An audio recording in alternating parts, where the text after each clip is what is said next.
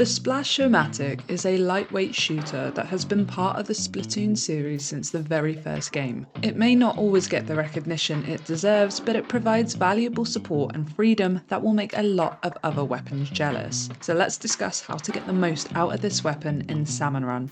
Stats. The Splash-o-matic is like a handful of other shooters in that its damage in PvP and SalmonRun is identical at 28. This makes the Splash one of the weakest weapons shot for shot in the entire game, with only the Aerospray being weaker in its class. However, its fall-off damage is slightly stronger in SalmonRun compared to PvP, 20. Like other similar shooters, the Splash has a continuous fire rate of 5 frames, giving you around 12 shots per second. It also has decent range, being able to comfortably reach enemies with enough space to protect itself. The Splash can fire for around 10 seconds on a full ink tank, and when throwing a bomb, you'll still have enough ink left to fire for a few seconds before needing to recover ink. It also recovers ink exceptionally fast and only has a 20 frame cooldown before ink starts refilling, and only has a 3 frame cooldown between firing a weapon and being able to enter swim form. It paints exceptionally well and more often than not is the best painting weapon in any given comp. When firing from humanoid form, it only takes 3 frames to start firing. From swim form, it's 11 frames. Bomb throwing is really important with objectively weaker weapons like the Splash. Bombs can create AoE, which the weapon lacks, but it also helps stack damage, and you can regain that ink quickly. They also give you range and the ability to weaken enemies from safer positions. Weapons like the Splash lack damage, but they usually have great ink tanks to make up for this. Abuse the ability to throw bombs as often as you can.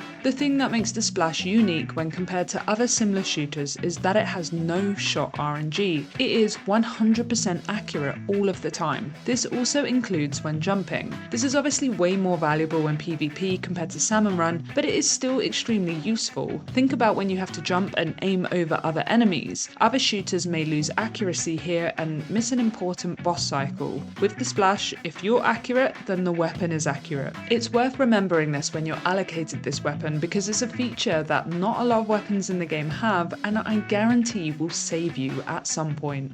Boss slaying. Like other lightweight fast shooters, you'll face little struggle against all enemies, with the only issue being perhaps the lack of overall damage this weapon has. However, you have enough ink in the tank to sustain long fights, constant bomb pressure, and overall supportive paint and damage. Steelheads, drizzlers, scrappers, steel ills, and slamming lids are all manageable on a one-to-one basis, usually being able to one-cycle them and take care of them independently. Moors and flipper-floppers are also no issue, due in part to the weapon's great ink tank. The Splash is also very efficient with static management, and it's key here to think about whether you'll likely be the best weapon in a comp to manage bosses like stingers, flyfish, and fish sticks. The Splash has no ability to pierce, and it has no AoE damage, meaning that if you let too many lessers or too many bulky enemies build up in front of you, you'll have a hard time managing them on your own. This is where you'll need to team up with other players, preferably ones that do have piercing or AoE,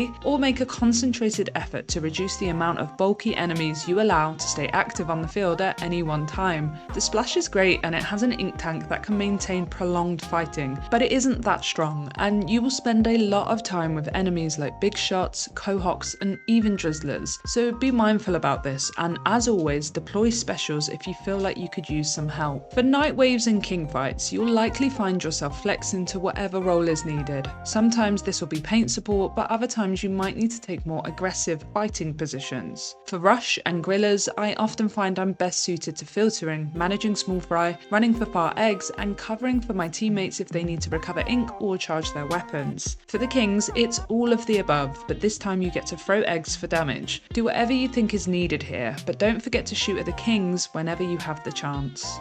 Weapon roll. The Splash has a very similar role and performance to other basic shooters such as the splatter shot and the NZAP. Even with the lower damage, it still has similar ink usage, fire rate, fall off damage, and has the bonus of having no shot deviation. So differences notwithstanding, its role within most comps is that of support, and support with a weapon like the Splash can be invaluable and be the difference between winning and losing. The Splash is a self-sufficient weapon, and the main reason it is because it paints exceptionally exceptionally well given that it's a lightweight weapon. This also gives it the ability to throw bombs and eggs with good efficiency. In addition, the lightweight status means you're faster than the majority of other weapons, allowing you to relocate quickly and to easily incorporate things like strafing, sub-strafing, and switching priorities. You basically have no end lag with this weapon, so being able to stop firing, move away, then restart firing is a privilege that not many weapons have. And lastly, given its ink tank and freedom, you basically have endless ink to apply damage to any enemies you can reach. I've spoken about this with other weapons, but attributes like paint and egg throwing and boss assist don't always get the recognition they deserve, so weapons like the Splash often get misused or misrepresented as an underwhelming weapon in terms of straight up slaying power. Support is very underappreciated in SalmonRun, and if the game doesn't recognise this, then it's hard to convince the majority of players to also recognise this. But the Splash is, in my opinion, one of the best supported weapons in the game, given everything I've already said, and just by virtue of the fact that it is really simple to use. There is no tech to this weapon, you just point and shoot, so if you see your teammate struggling with paint or pacing, or you think they need some firepower to support them,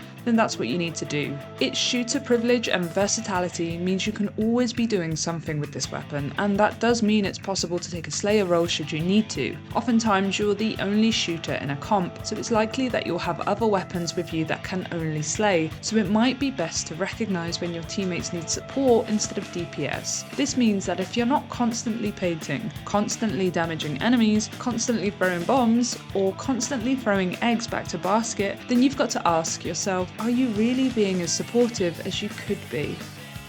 I hope this video helps you appreciate the Splash-o-matic a little bit more. I'll see you guys soon.